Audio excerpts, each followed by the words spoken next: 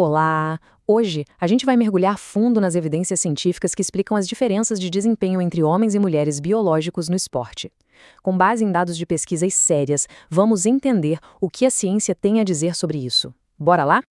Nossa análise vai passar por 5 pontos principais, tá? Primeiro, a gente vai olhar os dados de desempenho. Depois, vamos investigar de onde surge essa diferença, focando na puberdade. Aí, vamos analisar o papel da testosterona, ver o que acontece quando esse hormônio é suprimido e, por fim, colocar tudo isso em perspectiva.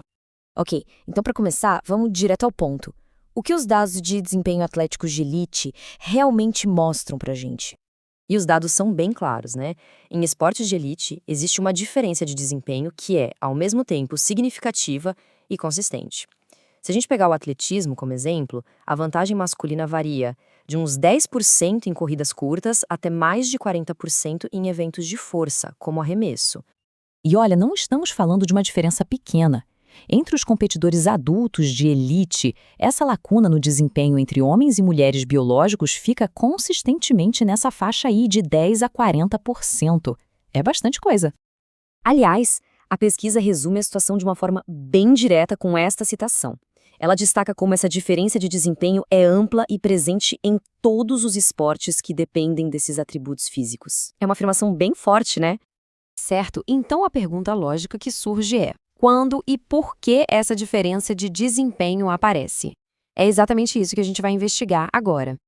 O interessante é que, antes da puberdade, os dados de atletas mais jovens já mostram uma pequena diferença, só que ela é bem menor, geralmente na casa dos 3 a 5% em corridas, por exemplo.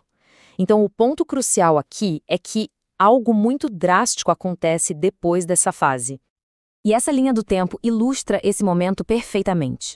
A diferença é que é pequena na infância simplesmente explode durante a puberdade, até atingir os níveis adultos lá para o final da adolescência. É esse período que, de fato, define o cenário todo. Isso nos leva, então, ao principal fator biológico que a pesquisa identifica como grande motor por trás dessa divergência toda: a testosterona. A pesquisa mostra que é um hormônio superpoderoso, com efeitos diretos na melhora do desempenho. E não é só sobre aumentar a massa e a força muscular, não. Ela também afeta a estrutura dos ossos e até a capacidade do sangue de transportar oxigênio. E o timing aqui é tudo. Os níveis hormonais começam a se separar por volta dos 11 anos. Quando chega nos 14, os níveis masculinos e femininos já estão em categorias completamente diferentes, o que coincide perfeitamente com o período em que a diferença de desempenho dispara.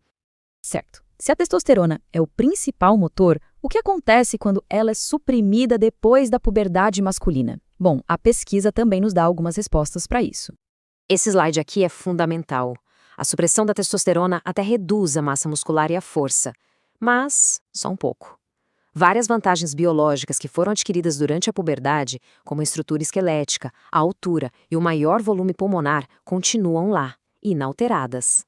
Se a gente olhar especificamente a massa muscular, vemos que mesmo após a supressão de testosterona, a massa muscular no grupo de mulheres transgênero continua bem acima daquela observada em mulheres biológicas. E o mesmo padrão se repete com a força, que é outra métrica de desempenho super importante. A força da pegada diminui com a supressão, claro, mas não chega nem perto dos níveis do grupo de mulheres biológicas, o que ilustra bem a vantagem que é mantida. Uma possível explicação biológica para isso é a chamada teoria da memória muscular. A ideia, basicamente, é que o corpo pode reter, a nível celular, algumas dessas adaptações da puberdade, mesmo que os hormônios mudem mais tarde. Agora, para a gente ter uma noção real do que esses números todos significam, vamos colocar a magnitude dessa diferença em perspectiva. Essa comparação aqui é excelente para entender a escala. Pensa só.